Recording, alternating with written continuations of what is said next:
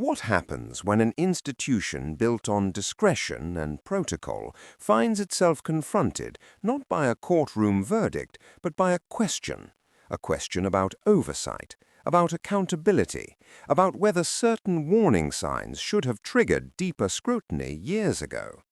Because this story isn't just about Prince Andrew, it's about what should have happened and what didn't. If you're fascinated by the untold stories of the British royal family, the decisions that shape the monarchy, and the complex dynamics behind the crown, then you absolutely need to be subscribed to Crown Desk. Hit that subscribe button now, because we're uncovering insights you won't find anywhere else. Let's dive in. To understand where we are now, we need to step back.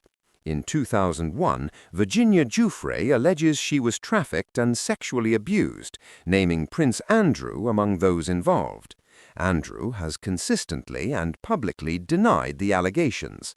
In 2022, a civil lawsuit brought in New York was settled out of court without any admission of liability. The settlement ended the legal proceedings, but not the public scrutiny.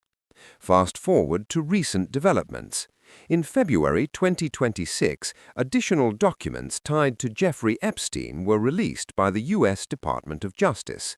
These files reignited questions, particularly around Andrew's past role as the United Kingdom's trade envoy in 2010.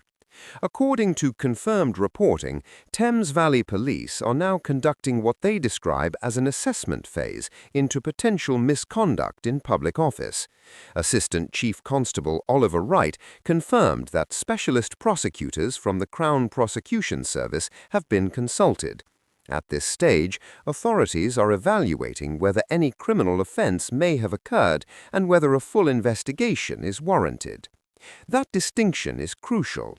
An assessment is not an investigation. It is a preliminary review. Parallel to this, former head of Royal Protection Di Davies has publicly argued that agencies such as MI5 and HMRC should have examined Andrew's financial arrangements more closely in the past. His comments, given in media interviews, reflect opinion, a perspective on what oversight mechanisms perhaps should have been triggered. It is not, however, evidence of wrongdoing. The renewed attention also touches on allegations that certain trade-related documents were sent to Jeffrey Epstein during Andrew's tenure as trade envoy. What has been confirmed is that police are reviewing materials connected to these claims. What has not been established is whether those documents were classified, improperly shared, or part of any criminal conduct. That determination, if one is made, will depend on legal thresholds and evidentiary standards.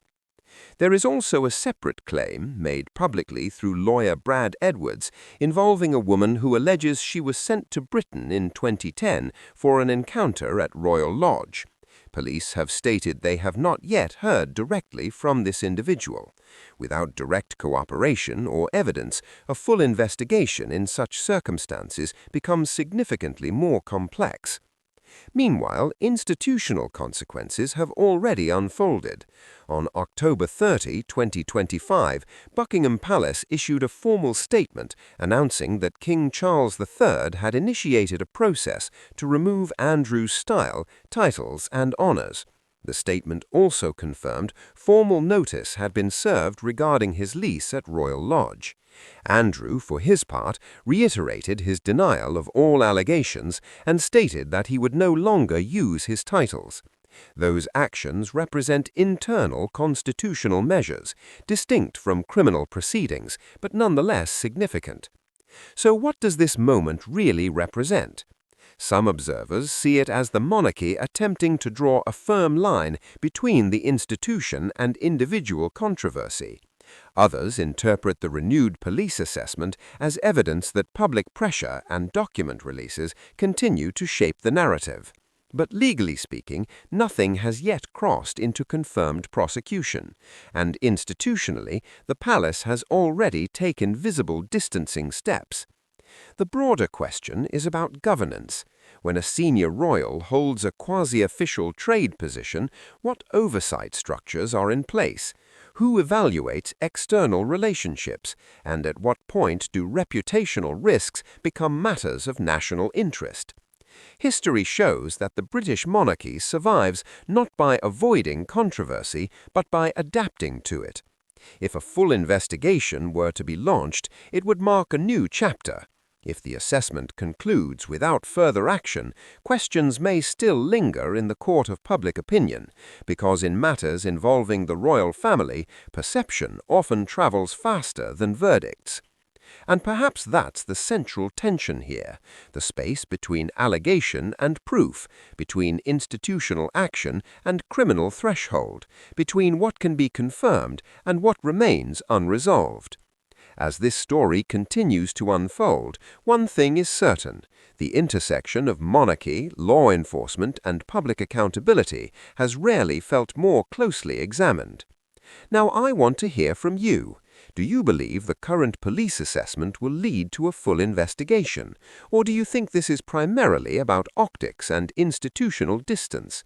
Share your perspective in the comments below.